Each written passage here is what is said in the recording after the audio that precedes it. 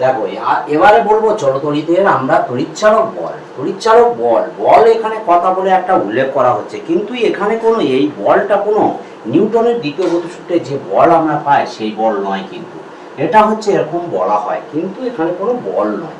তড়িৎচালক জিনিসটা কি? তড়িৎচালক বলকে আমরা ইংরাজিতে বলবো হচ্ছে ইলেকট্রোমোটিভ ফোর্স। ইলেকট্রোমোটিভ ফোর্স এইটা হচ্ছে ইংরাজি ফর্ম। এবারে এইটাকে বলা হচ্ছে কি ইএমএফ, এবং সংক্ষেপে এটাকে বলা হয় ইএমএফ বলা হয়। এইখানটায় কি বলা হচ্ছে, এই ইএমএফটা কি এইখানে আমরা এখানে বলবো। এখানে বলছে একটা কোষ, কোষ মানে এখানে কিন্তু এই বায়োলজিতে যে কোষ আমরা বুঝি সেই কোষ নয়। কোষ মানে কি আমরা বলতে পারি এটাকে হচ্ছে ব্যাটারি,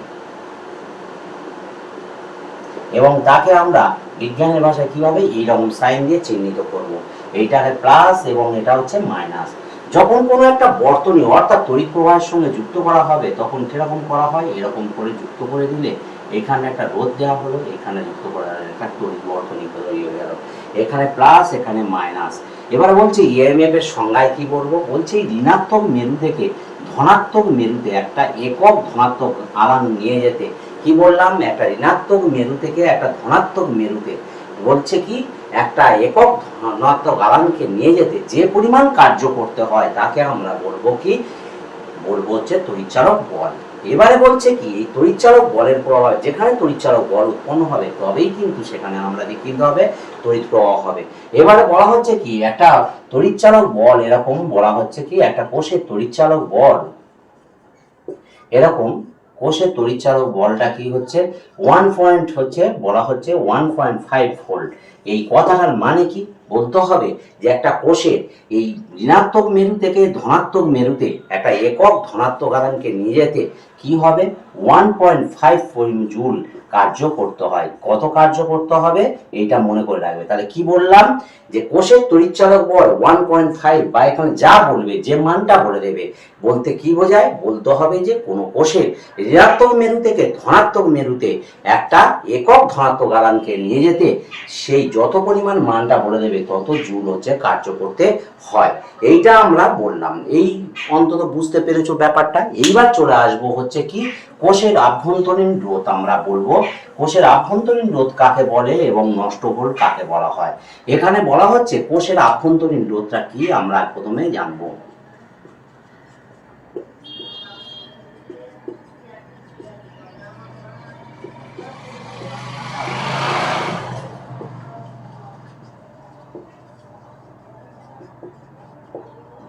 এখানে কি বলা হচ্ছে কোষের আভ্যন্তরীণ রোধ। রোধ বলতে আমরা তখন কি বললাম ওহমের সূত্রে আমরা কি সেখানে আমরা বুঝলাম কি যেদিকে প্রবাহ মাত্রা হবে তার বিপরীত দিকে একটা হচ্ছে কি হবে বাধা সৃষ্টি করবে, যে তাকেই আমরা বলছি হচ্ছে কি রোধ।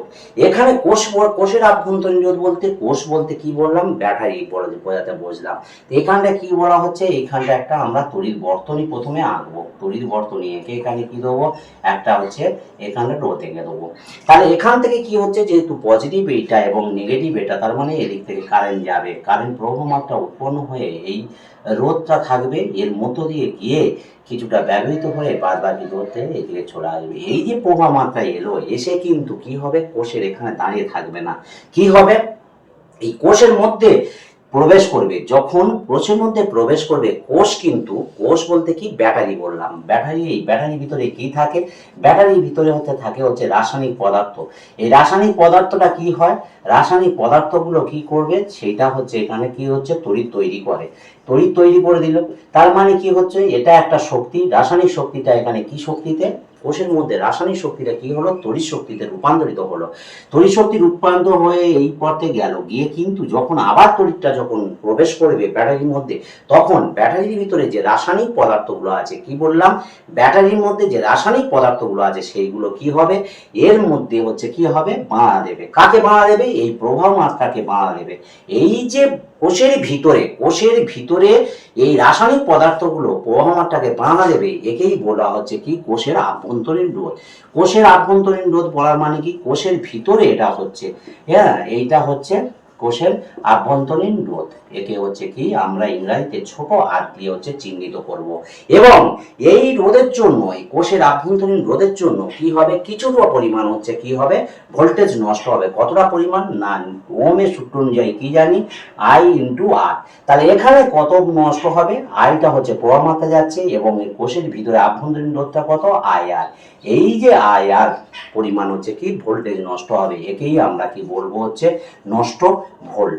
এই নষ্ট ভোল্টটা আমরা বলবো হচ্ছে কি কোষের বিভব পতন। আর একটা বলতে পারি কি কোষের, এটাকে আর একটা নাম বলা হয় কি বিভব পতন। বিভব পতন মানে এটা নষ্ট হয়ে যাবে।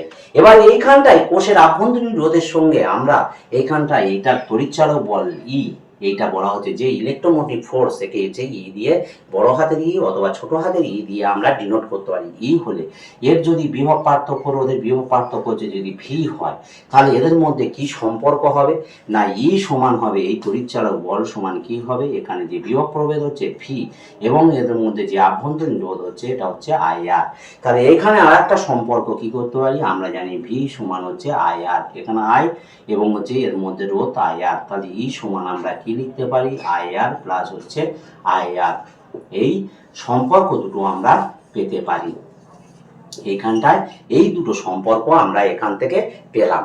এবার এই যে সম্পর্কগুলো পেলাম, এর থেকে কিছু অঙ্ক আমরা করব, কিন্তু সেই অঙ্কগুলো এইখানটায় মনে করে রাখতে হবে। এইখানটা একটা অঙ্কগুলো কিন্তু আমরা এখানে না করে কি করব, এইটা হচ্ছে আমরা পরবর্তীতে দেখবে তোমরা উচ্চ মাধ্যমিকে যে প্রবাহিত তড়িতের যে অঙ্ক করানো হবে সেখানে লক্ষ্য রাখবে, সেখানে অনেকগুলো অঙ্ক এখানে করে দেওয়া হবে।